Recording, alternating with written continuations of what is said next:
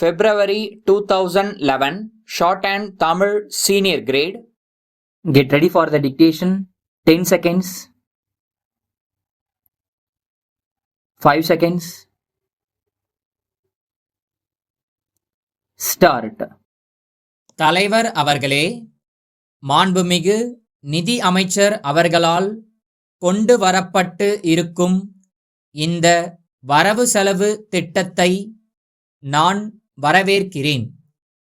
கைத்தறி துறையில் ஏராளமான துணிகள் உற்பத்தி செய்வதற்கு ஏற்ற முறையில் வழிவகைகள் இந்த திட்டத்தில் இடம் பெற்றுள்ளன. இந்த நாட்டில் விவசாயத்திற்கு அடுத்தபடியாக இந்த தொழில் இருக்கிறது.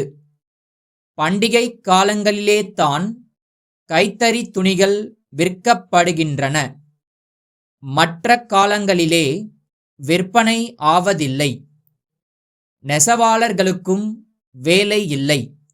இதற்கு ஒரு நிரந்தர பரிகாரம் காண வேண்டுமென்று நீண்ட காலமாக இந்த அவையிலே நாங்கள் எடுத்துச் சொல்லியிருக்கிறோம். ஆனால் இந்த பிரச்சனையில் இதுவரையில் தீர்வு காணாத நிலை இருக்கிறது. இதற்கு ஒரு நல்ல சட்ட வடிவம் அமைத்து நெசவாளர்களுடைய வாழ்க்கை தரத்தை உயர்த்தி கொடுப்பார்கள் என்ற நம்பிக்கை இந்த நிதிநிலை அறிக்கையிலே காணப்படுகிறது. கடந்த முறை ஆளுநர் உரையின் மீது பேசுகிறபோது நூல் விலை ஏறிக்கொண்டே போகிறது என்று சொன்னேன்.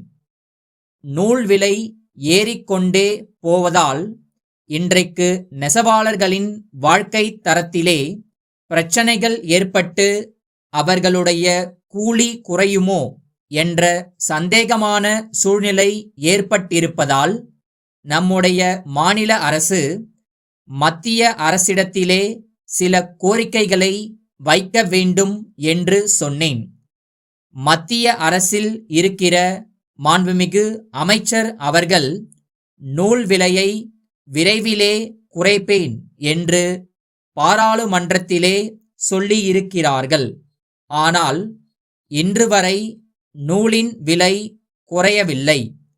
அதை குறைக்க வேண்டுமென்று மத்திய அரசை கேட்டுக்கொள்ளுகிறேன். அடுத்து ஏழை எளிய மக்களுக்கு பல நல்ல வேலைவாய்ப்பு திட்டங்களை இங்கே வகுத்து கொடுத்திருக்கிறார்கள். காடு வளர்க்கும் திட்டத்தின் கீழ் பல கோடிக்கணக்கான ரூபாய் செலவழிக்கப்படுகிறது. ஆனால் காடுகள் வளரவில்லை. காடுகளில் நிறைய சின்ன சின்ன செடிகள் வளர்ந்து இருப்பதை பார்க்கிறோம். நம் நாட்டில் பழங்காலங்களில் பரம்பரையாக மாந்தோப்பு போன்ற பல தோப்புகள் இருந்தன. அவைகள் எல்லாம் இப்போது இல்லை என்பதை குறிப்பிட விரும்புகிறேன். கனி தரும் தோப்புகள் நிறைய முன்பு இருக்கும். சாலைகளின் ஓரங்களில் எல்லாம் பழம் தரும் மரங்கள் இருக்கும்.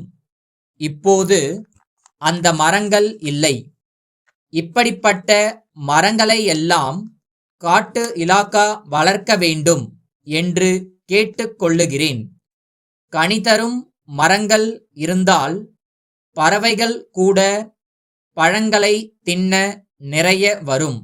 ஆகவே மரங்களை வளர்த்தால் மக்களுக்கு பயன்படும், பறவைகளுக்கும் பயன்படும் என்பதை தெரிவித்துக் கொண்டு காடு வளர்க்கும் திட்டத்திலே இதையும் சேர்த்து கொள்ள வேண்டுமென்று கேட்டுக்கொள்ளுகிறேன். கிராமங்களிலே சங்கங்களை ஆரம்பித்து வாதாட முடியாமல் குடி தண்ணீரின்றி வாடுகிற மக்கள் இருக்கிறார்கள். காலையில் எழுந்தவுடனே கூலி வேலையை தேடி போகிறார்கள். ஆனால் அந்த கூலி வேலையும் கிடைப்பதில்லை. அவர்களுடைய வறுமையை போக்கிட மத்திய அரசு திட்டத்தின் கீழ் கோதுமையை கொடுப்பது என்றும் ஒரு நாளைக்கு 3 ரூபாய் கூலி கொடுப்பது என்றும் ஒரு திட்டத்தை நமது அரசு கொண்டு வந்திருக்கிறது. இது பாராட்டுக்கு உரியது. ஆமதாபாத் கோபால் கூட்டமைப்பு, சென்னை ராமசாமி கூட்டமைப்பிற்கு எழுதும் கடிதம்.